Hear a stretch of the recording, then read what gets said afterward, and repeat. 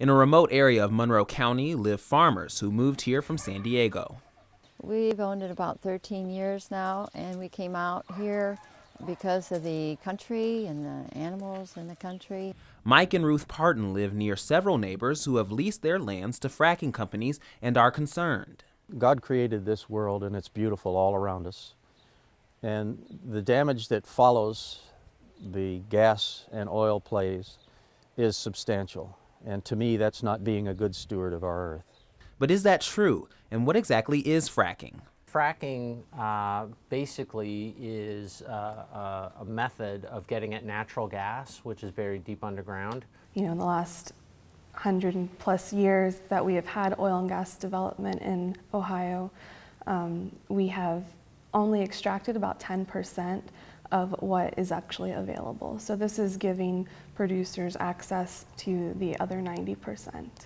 Hydraulic fracturing involves drilling thousands of feet in two different directions. A combination of water and different chemicals breaks down a layer of the earth. And with hydraulic fracturing, the drilling is at first vertical, but then it can spread out and tap into reserves by going horizontally underneath that shale layer. It's a much larger footprint. It's a much more impactful process on the land than what we're used to here in Ohio. Experts say the natural gas extracted during the fracking process can be a more efficient alternative source of energy. Well, natural gas is much more efficient for heating homes, for example, than coal or oil. Fracking is most popular with supporters because of the promise of economic gain for the region.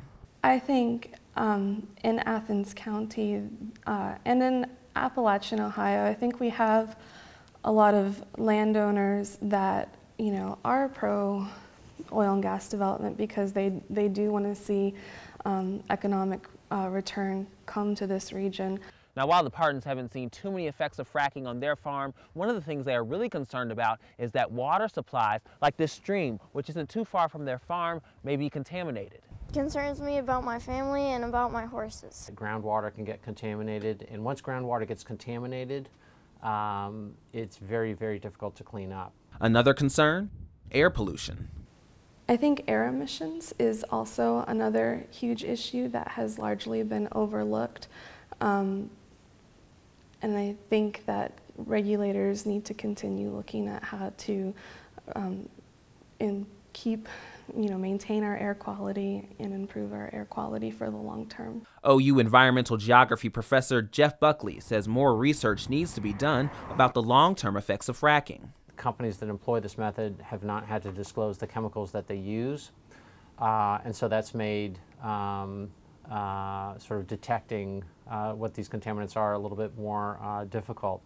So I would say that's one of the big concerns. We don't necessarily know what the long-term effects are going to be, but we seem to be moving very quickly in the direction of doing this in our region. Reporting for WOUB, I'm Andrew Fowler.